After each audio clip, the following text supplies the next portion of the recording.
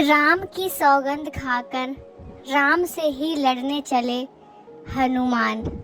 जानिए ये कहानी। मर्यादा पुरुषोत्तम भगवान श्री राम के परम भक्त श्री हनुमान के बारे में तो सभी जानते हैं।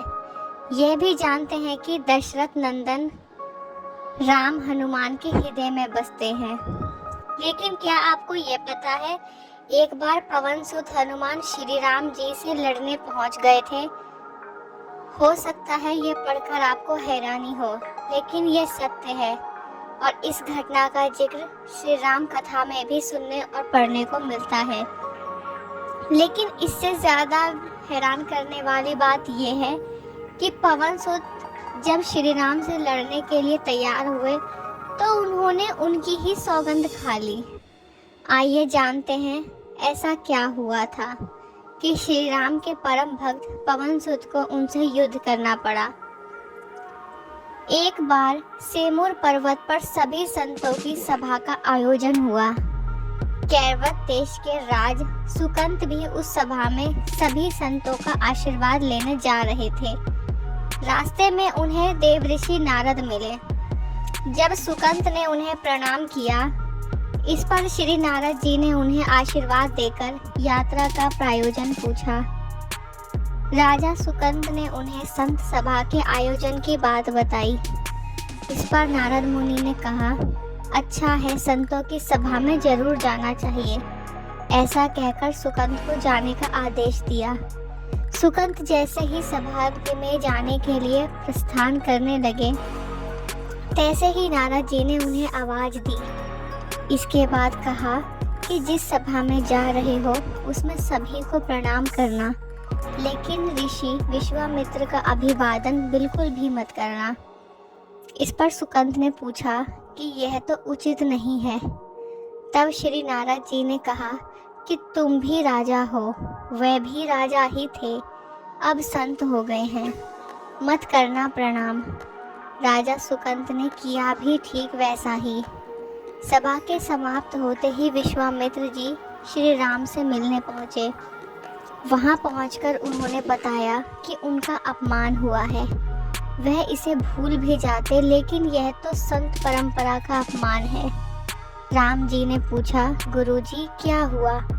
तब विश्वामित्र जी ने कहा कि मेरा अपमान हुआ है। राम जी ने पूछा, किसने किया है? तब विश्वामित्र जी ने पूछा कि जानकर क्या करोगे भी? इस पर श्री राम जी ने कहा कि गुरुजी, मैं आपके चरणों की सौगंध लेकर प्रतिज्ञा करता हूँ, जो सिर आपके चरणों में नहीं झुका है उसे काट दिया जाएगा। कल सुबह मैं उसका वध करूँगा। श्री राम की इस सौगंध का जैसे ही राजा सुकंत को पता चला, वह नारद मुनि को ढूंढने लगे। काफी देर तक वह परेशान रहे, लेकिन नारद मुनि उन्हें नहीं मिले। व्याकुल होकर जब वह रोने लगे, तब नारद जी प्रकट हुए। सुकंत ने हाथ जोड़कर उन्हें सारी बात कह सुनाई, साथ ही प्राणदान की विनती की। इस पर नारद जी ने उन्हें माता अंजनी के शरण में जाने की सलाह दी। यह भी कहा कि अगर उन्होंने तुम्हें बचाने का वचन दे दिया तो तुम जरूर बच जाओगे। लेकिन यह भी कहा कि किसी को यह नहीं बताएंगे कि नारद जी ने उन्हें यह सलाह दी है।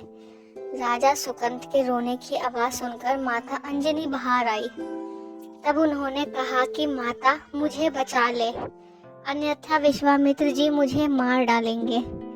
इस पर माता अंजनी ने सुकंत को उसके प्राण बचाने का वचन दिया। उन्होंने कहा कि तुम शरण में हो, तुम्हें कोई नहीं मार सकता। इसके बाद राजा सुकंत को विश्राम करने के लिए कहा। शाम ढले जब हनुमान जी माता अंजनी के पास पहुंचे तो उन्होंने सारी बात बताई, लेकिन सुकंत को बुलाने से पहले पवन सुत ने सौगंध लेने को कहा। तब श्री हनुमान जी कहा कि वह श्री राम के चरणों की सौगंध लेते हैं कि वह सुकंत के प्राणों की रक्षा करेंगे। तब माता अंजनी ने राजा को बुलाया। हनुमान जी ने पूछा, कौन तुम्हें मारना चाहता है? तब सुकंत ने बताया कि श्री राम उन्हें मार डालेंगे। इतना सुनते ही माता अंजनी हैरान रह गई। उन्होंने कहा कि तुमने तो विश्वामित्र जी का नाम लिया था। तब राजा ने कहा कि नहीं, वह तो मरवा डालना चाहते हैं, लेकिन मारेंगे तो श्री राम। हनुमान जी ने राजा सुकंद को उनकी राजधानी छोड़ा और श्री राम के दरबार में पहुंचे। वहां पहुंचकर उन्होंने राम जी से पूछा कि वह कहाँ जा रहे हैं। तब मर्यादा पुरुषोत्तम ने बताया कि वह राजा सुकंद का वध करने जा रहे हैं। तब हनुमान जी ने कहा, प्रभु उसे मत मारिए। राम जी ने कहा कि वह तो अपने गुरु की सौगंध ले चुके हैं, अब पीछे नहीं हट सकते।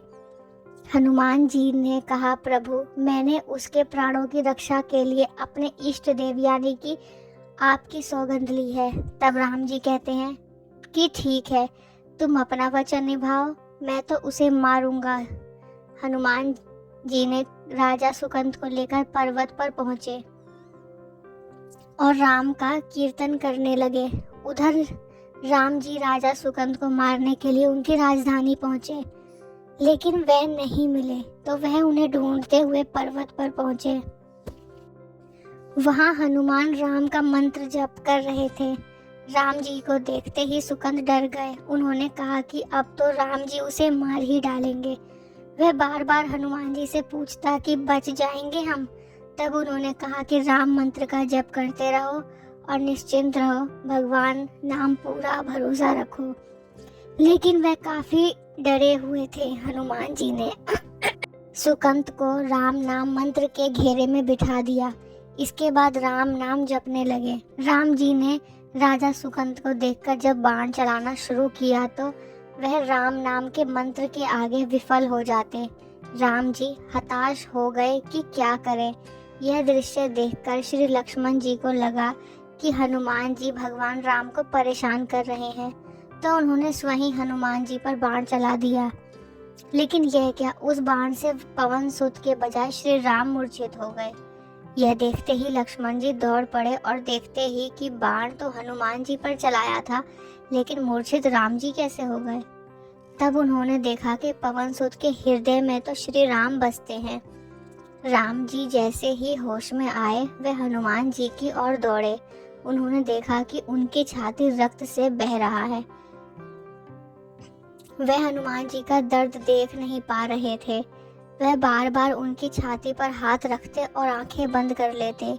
पवन सुत को होश आया तो उन्होंने देखा कि राम जी आंखें बंद करके हनुमान जी के छाती पर बार बार हाथ रखते हैं, फिर हनुमान जी के सिर पर हाथ फेरते हैं। तब पवन सुत ने सुकंद को पीछे से निकाला और उसे अपनी गोद में बिठा लिया। तभी राम ने फिर से हनुमान जी के माथे पर हाथ फेरा, लेकिन इस बार वहां पवन सुत की जगह राजा सुकंद थे। राम जी मुस्कुराए और हनुमान जी बोले, उठेगी नाथ, अब तो आपने इसके सिर पर हाथ रख दिया है, अब तो सब कुछ आपके हाथ में ही है। इसकी मृत्यु भी और जीवन भी, आप ही सुकंद के जीवन की रक्षा करें। राम जी ने हनुमान जी से कहा, जिसे तुम अपनी गोद में बिठा लो उसके सिर पर तो मुझे हाथ रखना ही पड़ेगा, लेकिन गुरुजी को क्या जवाब देंगे। तभी हनुमान जी को विश्वामित्र जी ने सामने से आते दिखाई पड़े। उन्होंने राजा सुकंद से कहा कि जाओ, तब प्रणाम नहीं किया था तो क्या हुआ, अब कर लो। राजा ने दौड़कर विश्वामित्र जी को अभिवादन किया। वे भी प्रसन्न हो गए और बोले, राम इसे क्षमा कर दो। मैंने इसे क्षमा कर दिया क्योंकि संत का काम है मिटाना नहीं बल्कि सुधारना।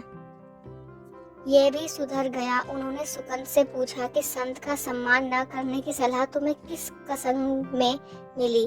राजा सुकंद ने विश्वामित्र जी से कुछ कहते ही इससे पहले नारद मुनि प्रकट हो गए। उन्होंने सारी घटना कह सुनाई। तब विश्वामित्र जी ने पूछा कि नारद, तुमने ऐसी सलाह क्यों दी। तब नारद जी ने कहा, अक्सर लोग मुझसे पूछते थे कि राम बड़े या राम का नाम बड़ा, तो मैंने सोचा कि क्यों ना कोई लीला हो जाए, लोग अपने आप ही समझ ले कि भगवान से अधिक भगवान के नाम की महिमा है।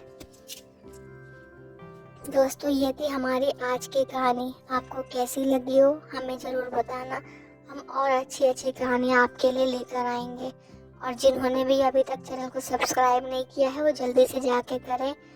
हम ढेर सारी कहानियाँ लेकर आने वाले हैं।